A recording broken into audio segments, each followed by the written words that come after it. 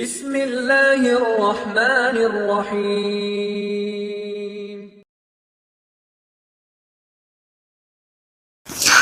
லா தஹ்சன் அப்படிங்கிற தொடருடைய ஒரு அமர்வு தான் இது. சரியா, கவலைப்படாதீர்கள். ஒரு மனிதனுடைய வாழ்க்கையில கவலை தான் அவனை பின்னாடி தள்ளக்கூடிய ஒன்று. முன்னாடி இருக்கக்கூடிய வாழ்க்கையை பார்க்க விடாம, நிகழ்காலத்தில் அவனை இருக்க விடாம, கடந்த காலத்தை பற்றியும் அந்த எண்ணங்களை பற்றியும் அவனுக்கு கொடுத்து அவனை பின்னாடி இழுக்கக்கூடியது கவலை தான். ரசூலுல்லாஹி ஸல்லல்லாஹு அலைஹி வஸல்லம் ஹதீஸ்கள் அடிப்படையில் இமாம்கள் விளக்கம் சொல்லும்போது, கவலை ஷைத்தானுடைய ஒரு பெரிய ஆயுதம். அதை ஒரு முஃமினுக்கு ஒரு ஷைத்தான் கொடுக்க ஆரம்பிச்சிட்டான்னு சொன்னால், அதை ஏற்றுக்கொள்ள ஆரம்பிச்சிட்டான்னா அந்த முஃமின் ஒன்று அல்லாஹ்வை மறப்பான், அல்லது அவனுடைய வாழ்க்கையுடைய நோக்கத்தை மறந்து அவன் பயணிக்க ஆரம்பிப்பான். அதனால தான் அல்லாஹ் ரப்புல் ஆலமீன் அலா இன்ன அவுலியா அல்லாஹ் லா ஹவுஃபுன் அலைஹிம் வலா ஹும் யஹ்ஸனூன், இறை நம்பிக்கை கொண்டவர்கள் எதற்கும் பயப்பட மாட்டார்கள், வலா யஹ்ஸனூன், கவலை கொள்ள மாட்டார்கள். முஃமினானவன் கவலை என்பது அவனுடைய வாழ்க்கையில் வராத அளவுக்கு என்னென்ன செய்யணுமோ அதை எடுத்துக்கொண்டே இருப்பான். அது வராமல் இருக்காது. இயற்கையான ஒரு மனிதனுக்கு கவலைகளும் சோகமான நிகழ்வுகளும், அவன் தன்னை தனிமைப்படுத்தக்கூடிய நிகழ்வுகளோ அல்லது தன்னை தாழ்த்தி இருக்கக்கூடிய நிகழ்வுகளோ நடக்கும். ஒரு நாள் எல்லாருடைய வாழ்க்கையுமே இருட்டாகும். ஒரு நாள் எல்லாருமே கைவிடப்பட்டதா உணர்வோம். எதுக்கு இந்த வாழ்க்கைங்கிற ஒரு விரக்தி எல்லாருடைய வாழ்க்கையிலும் ஏதாவது ஒரு நாளில் ஏற்படும். அது ஷைத்தான்கிட்ட இருந்து வரும், அல்லது அவனுடைய செயல்களுடைய காரணமாக கூட வரும்.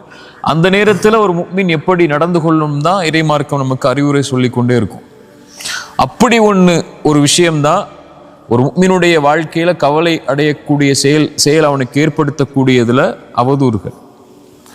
ஒரு மனிதன் தான் செய்த குற்றத்தை பற்றியோ அல்லது செய்யாத குற்றத்தை பற்றியோ பிற மனிதர்கள் பேசும்போதோ அல்லது செய்யாத குற்றத்தை அவன் மீது அவதூறா சொல்லும் போதோ ஒரு மனிதன் கவலை அடைந்து தன்னை இறுக்கிக் கொள்கிறான். சரியா, அல்லாஹ் ரப்புல் ஆலமீன் குர்ஆன்ல குறைஷிகள் காஃபிர்கள் ரசூலுல்லாஹி ஸல்லல்லாஹு அலைஹி வஸல்லம் அவதூறு சொல்லும் போது அவர்கள் கவலை அடைந்தாங்க. ஃபலா யஹ்ஸுனுக கௌலுஹும், அல்லாஹ்வுடைய தூதருக்கு சொன்னா, அவர்களுடைய வார்த்தைகள் நபியை உங்களுக்கு கவலை அடைய செய்ய வேணாம். நான் அறிந்தவன் வெளிப்படையானவை, மறைமுகமானவை என்னன்னு சொல்லி நீங்க அதை குறித்து கவலை அடையாதீர்கள் சொல்லி அல்லாஹ் ரப்புல் ஆலமீன் அல்லாஹ்வுடைய தூதருக்கே அறிவுரை சொல்லும் போது, மனிதர்களாகிய நாம் அல்லது சாதாரண மனிதர்களாகிய நமக்கும் இது மாதிரி நிகழ்வுகள் நம்முடைய வாழ்க்கையில நடக்கும். சரியா, அந்த நேரத்தில் எப்படி நடந்து கொள்ளணுங்கிற விஷயத்தை குறித்து தான் இந்த சின்ன கொஞ்ச நேரம் தான். ரசூலுல்லாஹி ஸல்லல்லாஹு அலைஹி வஸல்லம் சொன்னாங்க, மனிதர்களில் சிறந்தவன் அல்லது முஃமின்களில் சிறந்தவர் யாருன்னா, மனிதர்களோட கலக்காம எந்த சோதனைகளுமே அனுபவிக்காம இருக்கிறவரை விட மனிதர்களோட கலந்து மனிதனோட இயல்பான சுபாகங்கள் எல்லாவற்றையும் அறிந்து கொண்டு தெரிந்து கொண்டு அவர்களோடு சேர்ந்து வாழ்ந்து கொண்டு அதில் அல்லாஹ்வை பயந்து அதில் வரக்கூடிய சோதனைகளை பொறுமையோடு சகித்துக் கொள்பவர் தான் ஒரு சிறந்த முஃமின் ஸல்லல்லாஹு அலைஹி வஸல்லம் சொன்னாங்க. எனக்கு எதுவுமே அவதூறு வரக்கூடாது, என்ன மக்கள் யாருமே தப்பா பேசக்கூடாது, மக்கள் என்கிட்ட எல்லாருமே நல்லதா மட்டும் தான் நடக்கணும், நல்ல விஷயங்கள் மட்டும் தான் என் காதில் விழணும், நான் யாரோடையுமே கலக்க மாட்டேன், அதனால எதுவுமே எனக்கு தேவையில்லைன்னு சொல்லி ஓரத்தில் ஒதுங்கி உட்கார்றதை விட இயல்பான மனிதனுடைய சுபாகங்கள் கொடூரமான சுபாகங்கள் இருக்கும். எந்த ஒரு மனிதனும், பெரும்பான்மையான மனிதர்கள் நல்லவை விரும்ப மாட்டாங்க. இன்னொரு மனிதரை பற்றி நல்லதை பேசுறதை விரும்ப மாட்டாங்க. இன்னொரு மனிதர் உயர்றதை விரும்ப மாட்டாங்க. இன்னொரு மனிதர் கண்ணியமா இருக்கிறத விரும்ப மாட்டாங்க. அல்லது அவருக்கு இல்லாத ஒன்று அவருக்கு இருக்கும்போது அவர் மேல அவர் பொறாமை கொள்வார், வெறுப்பு கொள்வார். இது மாதிரி பல சுபாவங்கள் மனிதர்களுக்கு இருக்கு. இந்த மனிதர்களோடு வாழ்ந்து கொண்டு அவர்களிடமிருந்து வரக்கூடிய சோதனையை அல்லாஹ்விற்காக யார் பொறுத்து கொண்டிருப்பாரோ அவர்தான் சிறந்த முஃமின்னு ரசூலுல்லாஹி ஸல்லல்லாஹு அலைஹி வஸல்லம் நமக்கு எடுத்து சொன்னாங்க. ரசூலுல்லாஹி ஸல்லல்லாஹு அலைஹி வஸல்லமுடைய தோழர் அபூ தர்தா ரலியல்லாஹு அன்ஹு அவர்களிடத்துல ஒரு மனிதர் சொல்றாரு, அபூ தர்தா, நான் மனிதர்களோடு இருக்கிறேன், சில நேரம் முள்ளா இருக்கு, முள்ளில்லாத பூக்களை போன்று என்னுடைய வாழ்க்கை இருக்கு அவர்களோடு இருக்கும்போது. சில நேரம் முள் மட்டும்தான் இருக்கு, பூவே இல்லை. என்ன சொல்ல வர்றாங்க, சில நேரம் நல்லா இருக்கு மனிதர்களோட வாழும்போது, சில நேரம் ஏண்டா வாழ்றோம்னு தோணுது. மேலும் சொன்னாங்க, அவர்களிடத்தில் நல்ல முறையில் நடந்து கொண்டால் நல்லா நடந்துக்கிறாங்க, நடக்கலன்னு சொன்னா அவ்வளவுதான், நீ இல்லாமே ஆகிறன்னு கூட நினைக்கிறாங்க. நல்லா நடந்தா நடப்பேன், நல்லா நடக்கலையா அவ்வளவுதான், இருக்கக்கூடாது அப்படிங்கிற சுபாவங்களை கூட மனிதர்களிடத்துல நான் பார்க்கிறேன். என்ன சொல்ல வர்றாங்க, மனிதர்கள் என் மேல கற்களையும் முற்களையும் கொண்டு நான் தாக்கிக்கிட்டே இருக்கிறாங்க, எப்படி நடந்து கொள்ளணும்னு கேட்கிறாங்க. அபூ தர்தா சொன்னாங்க, அவர்களிடத்தில் உன்னுடைய மானத்தை கடன் கொடுத்து விடு, அது உனக்கு வறுமையின் நாளில் உதவி செய்யும். நாங்க புரியுதா? தமிழ் சுத்த தமிழா இருக்கு, நிறைய பேர் புரியாது. அதாவது உன்னுடைய மானத்தை அவர்களிடத்துல கொடுத்துரு, அவங்க பேசட்டும், உன்னை பத்தி என்ன வேணாலும் அவங்க பேசட்டும், உன்னை பத்தி என்ன வேணாலும் அவங்க சொல்லட்டும், அதை விட்டுரு. ஆனால் வறுமைன்னு ஒரு நாள் வரும், அந்த நாள்ல உனக்கு அது உதவி செய்யும். ரசூலுல்லாஹி ஸல்லல்லாஹு அலைஹி வஸல்லம் ஹதீஸ் அடிப்படையில் அவங்க சொன்னாங்க. இதே அபூ தர்தா தான் இன்னொன்று சொன்னாங்க, மானம் என்பது அல்லாஹ்வுக்கு சம்பந்தப்பட்டது. ஒருவனை கண்ணியப்படுத்துறது யார்? நம்முடைய நம்பிக்கைப்படி அல்லாஹ். ஒருவனை இழிவுபடுத்துறது யார்? அல்லாஹ். அல்லாஹ்விடத்தில் ஒப்படைச்சது. உன்னை குறித்து ஒரு மனிதன் தவறாக பேசும்போதோ, உன்னை குறித்து ஒரு மனிதன் தீயதாக பேசும்போதோ, அல்லது உன்னோட ஒரு மனிதன் சண்டை போடும் போதோ, அல்லாஹ்விடத்தில் அதை ஒப்படைச்சது. ஒருவேளை அதில் உண்மை இருந்தால் அவர் பேசுவதில் அல்லாஹ்விடத்தில் நீ தௌபா செய்து கொள். தௌபா செய்து கொண்டு நீ பாவ மன்னிப்பு கேட்டதற்கு பிறகும் உன்னை பற்றி மனிதர்கள் தவறாக பேசினால் அது அல்லாஹ்விடம் இருந்து வரக்கூடிய சோதனை, அதில் பொறுமையாக இருந்தான். சுப்ஹானல்லாஹ், எவ்வளவு பெரிய அறிவுரை பாருங்க. ஒருவேளை நீ அவங்க உன் மேல அவதூறு சொல்லல, ஆனா உனக்கு அது அவதூறா தோணுது, அல்லது உன் மேல தவறுதல் சொல்றது உனக்கு பிடிக்கல அப்படின்னா, உனக்கு அல்லாஹ் எச்சரிக்கிறான் அவர்கள் மூலமாக, நீ தனிமையில் உட்கார்ந்து அல்லாஹ்விடத்திலே தௌபா செய்து கொள்.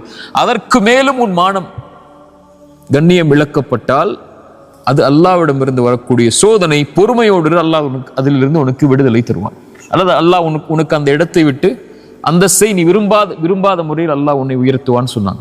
இப்போ அபூ தர்தாவுடைய இந்த ஹதீஸ் சொல்லக்கூடிய விஷயம் யாருடைய ஹதீஸ் அடிப்படையில் தான்? ரசூலுல்லாஹி ஸல்லல்லாஹு அலைஹி வஸல்லம் ஹதீஸ் அடிப்படையில் தான். யார்?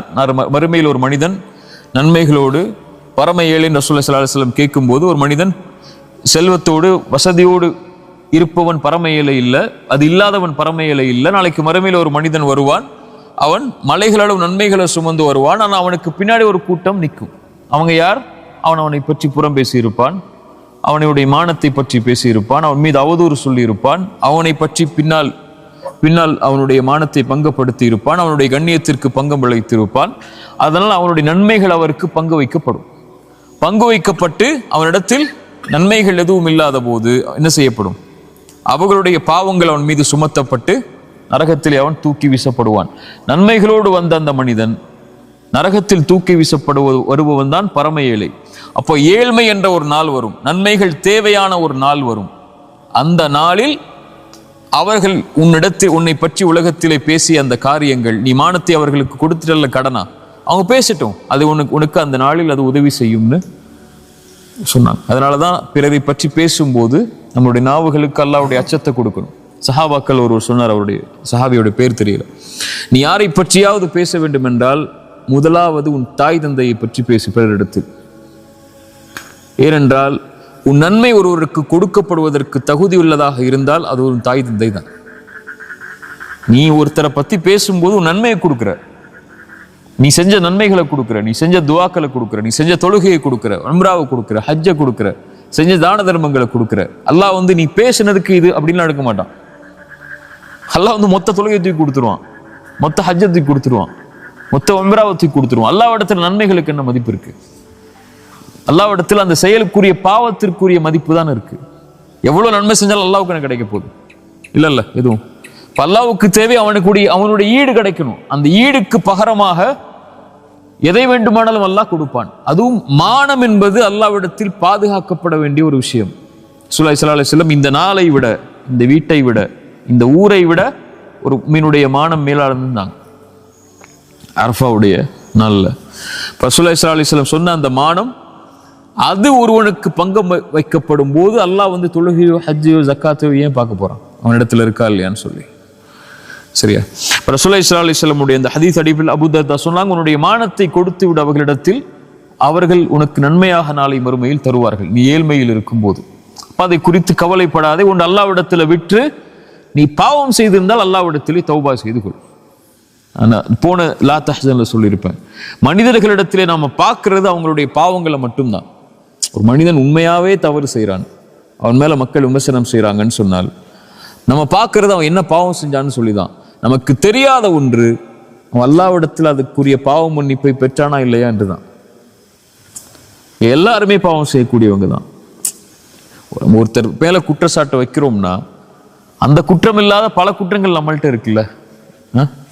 அப்ப அந்த குற்றத்தை பத்தி பேசுறதை நம்ம விரும்ப மாட்டோம். பட் நம்ம அவருடைய குற்றத்தை பத்தி பேசுறோம்.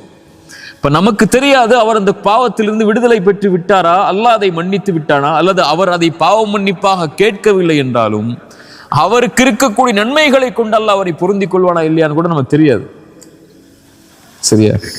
நமக்கு என்ன, மனிதனை பார்க்கும்போது அவன் என்ன பார்க்கறான் வெளிப்படை, அவ்வளவுதான். அதை வச்சு மட்டும்தான் நம்ம பேசுவோம். வேற எதை பத்தியும் நம்ம பேச மாட்டோம். அவருக்கு தாடி இல்லைங்கிறது மட்டும் தான் நம்மளுடைய பேச்சா இருக்கும்.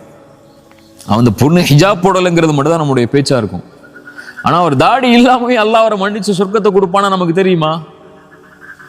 தெரியாது. நம்ம அதை குறித்து மட்டும்தான் பேசுவோம். அல்லது அவருடைய இயல்மை என்ன, அவருடைய நிலைமை என்ன, ஏன் அவரை அதை செய்தார், எதற்காக செய்தார், எப்படி செய்தார், எதுவுமே நமக்கு தெரியாது.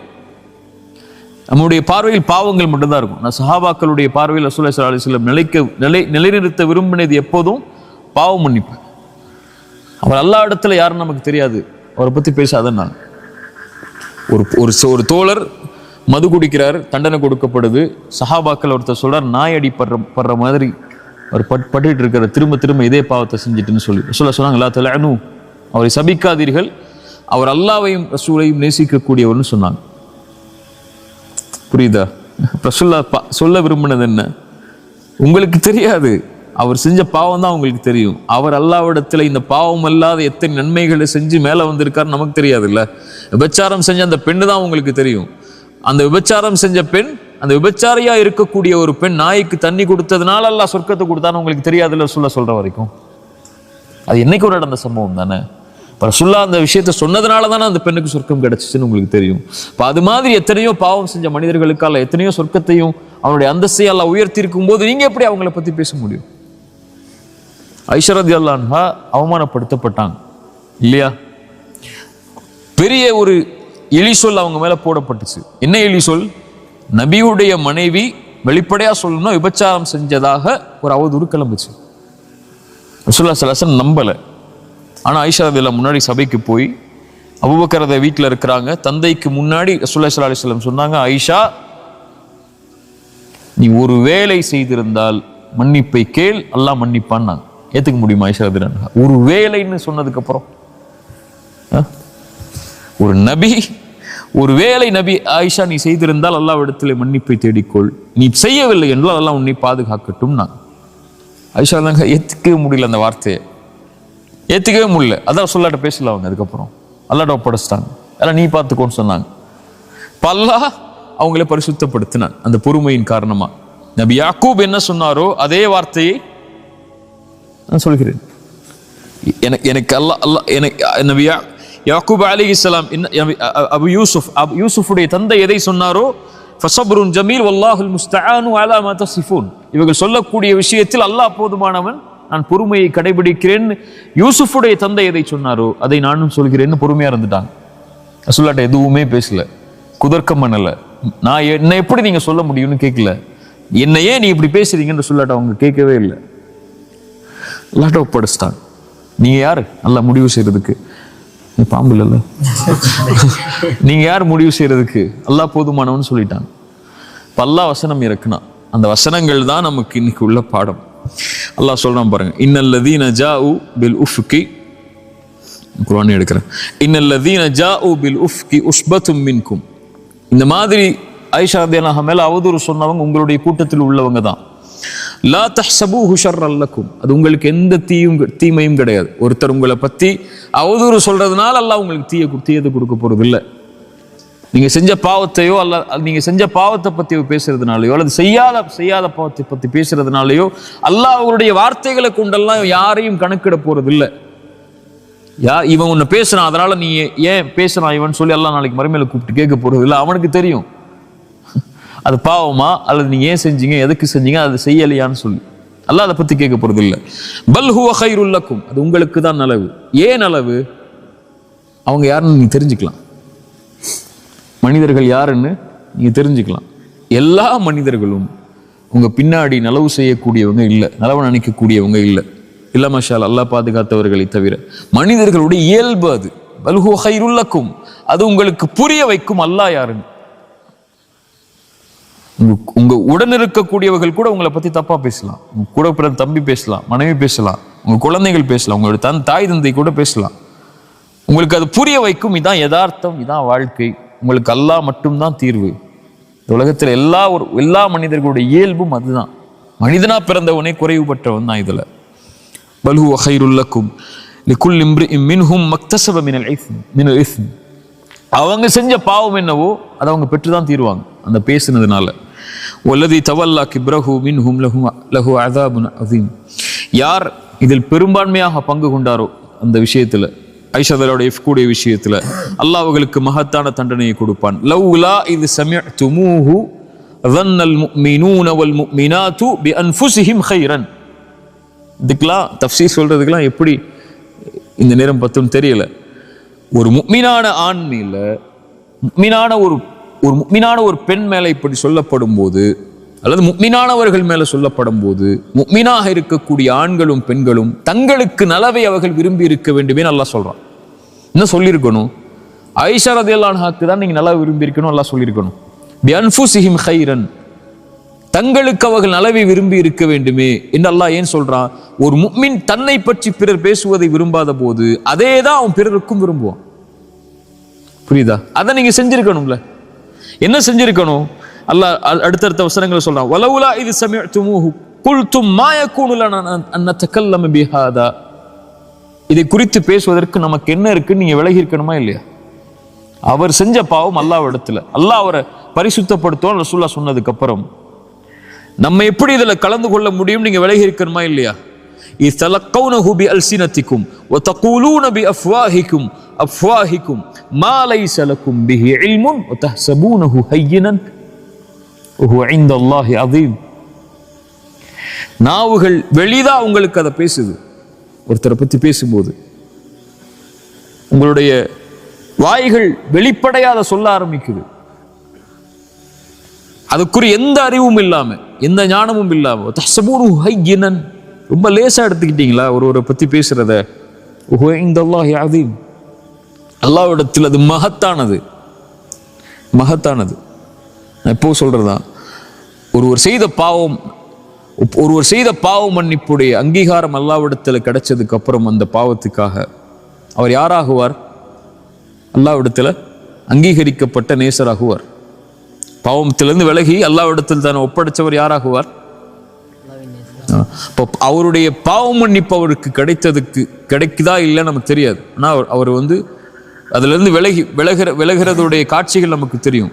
அப்படி இருந்த பிறகும் நீங்கள் அவர்களை பற்றி பேசினால், மன் ஆதாலி வலியன் ஃபகத் ஆதன்துஹு பில் ஹர்ப், அல்லாஹ்வுடைய நேசருக்கு நோவினை செய்பவர் யாரோடு போர் செய்வார்? அல்லாஹ்வோடு.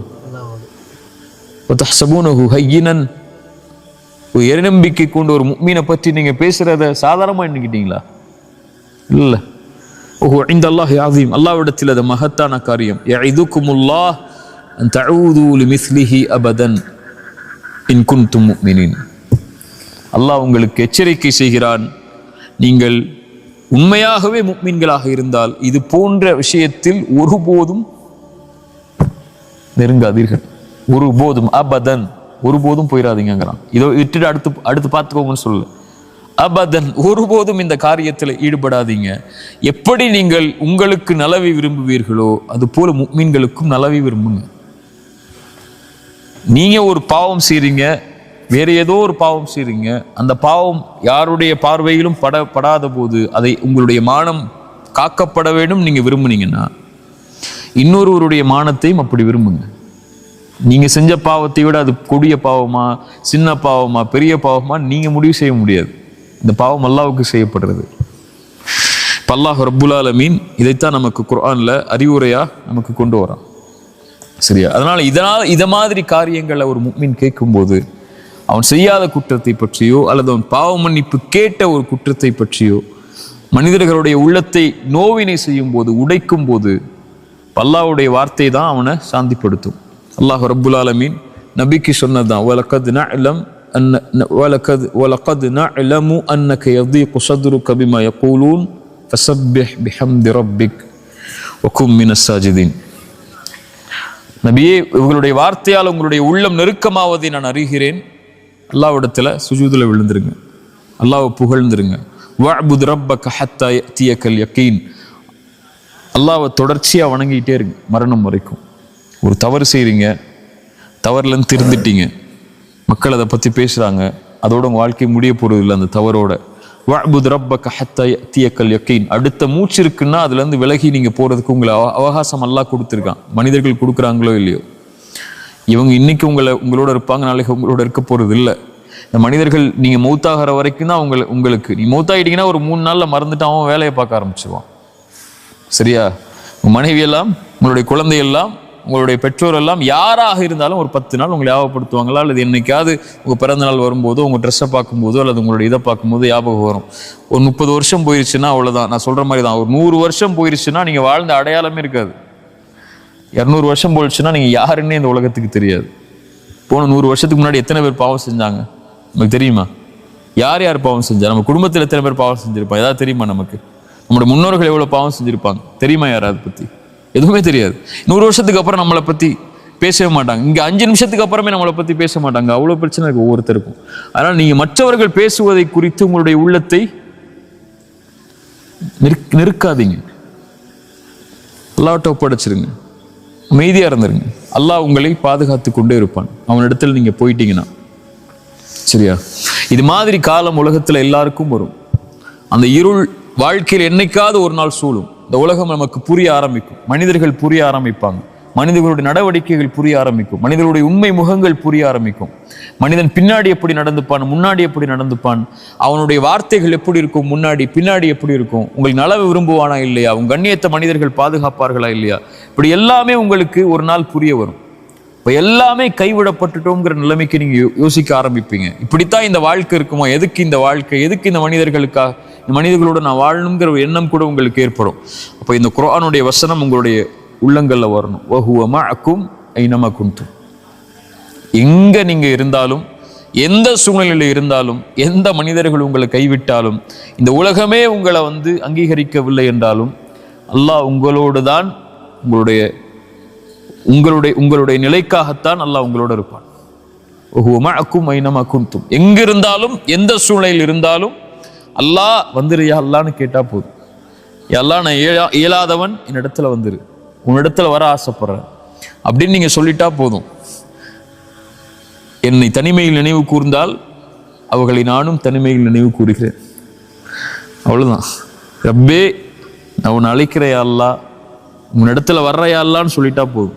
நீங்க சொல்ல வேணாம், மனசில் நினைச்சா போதும், அல்லாஹ் உங்களை நினைவு கூர்ந்து விடுவான். அவ்வளவுதான். நீங்கள் ஒரு கூட்டத்தில் நினைவு கூர்ந்தால், நீங்கள் உங்களை விட கண்ணியமான ஒரு கூட்டத்தில் அல்லாஹ் உங்களை நினைவு கூறுவான். நீங்கள் நடந்து வந்தால் அல்லாஹ் விரைவாக உங்களை நோக்கி வருவான். அவ்வளவுதான். அல்லாஹ் நம்மளை அங்கீகரிச்சா போதும். இந்த உலகத்துல யாருடைய அங்கீகாரமும் நிரந்தரம் அல்ல. இன்னைக்கு புகழக்கூடிய மனிதர்கள் நாளைக்கு இகழ்வாங்க, இன்னைக்கு இகழக்கூடிய மனிதர்கள் நாளைக்கு புகழ்வாங்க. இன்னைக்கு கெட்டவன் சொல்ற மனிதன் நாளைக்கு நல்லவன் சொல்லுவான், நாளைக்கு நல்லவன் சொல்லக்கூடிய மனிதன் அடுத்த நாள் கெட்டவன் சொல்லுவான். இதுக்கு பின்னாடியே நீங்க போய்கிட்டே இருந்தீங்கன்னா கடைசி வரைக்கும் வாழ்க்கை இவங்க பின்னாடி தான் இருக்கும். என்ன அல்லாஹ் அங்கீகரிச்சா போதும், அவனுடைய அங்கீகாரம் எனக்கு இருந்தால் போதும்னு என்னைக்கு நீங்க முடிவெடுக்கிறீங்களோ அன்னைக்கு தான் வாழவே ஆரம்பிப்பீங்க. அது வரைக்கும் மனிதர்களுக்காகத்தான் வாழ முடியும். அங்கீகாரம் அல்லாட்ட தான், அவன்கிட்ட தான் என்னுடைய வாழ்க்கைன்னு முடிவெடுத்து இதெல்லாம் தூக்கி எறிஞ்சிட்டு, ரப்பே நீ அங்கீகரிச்சுக்கோ, நான் தப்பு செஞ்சா உங்ககிட்ட வர்றேன், நீ மன்னிச்சிரு. அல்லது மனிதர்களுக்கு நான் தப்பு செஞ்சா நான் அவன்கிட்ட போய் மன்னிப்பு கேட்கிறேன், மன்னிச்சிடுறான்னு சொல்றேன். அவ்வளவுதான் முடியும் என்னால. அவன் கல்பை தெரிஞ்சு என்னை மன்னிக்க வைக்க முடியாது. எல்லாம் நான் கேட்டேன், எல்லாம் மன்னிப்பு, மனம் திருந்தி அவரிடத்துல மன்னிப்பு கேட்டேன், அவருக்கு நான் அநீதம் செய்திருந்தால், அல்லது நான் உங்ககிட்ட செஞ்சிருந்தால் நான் உன்கிட்ட மன்னிப்பு கேட்கிறேன். என்னை ஏற்றுக்கொள் எல்லாம் தான் சொல்றேன். நீங்க சொன்னா போதும். அல்லாஹ்வுடைய அங்கீகாரத்தை மட்டும் விரும்பி வாழ்க்கையில பயணித்தாலே லா தஹ்சன். இதற்குரிய கவலைகள் எதற்கும் நமக்கு தேவையில்லை. ஜஸாக்குமுல்லாஹ் கைர், பாரக்கல்லாஹு ஃபீக்கும்.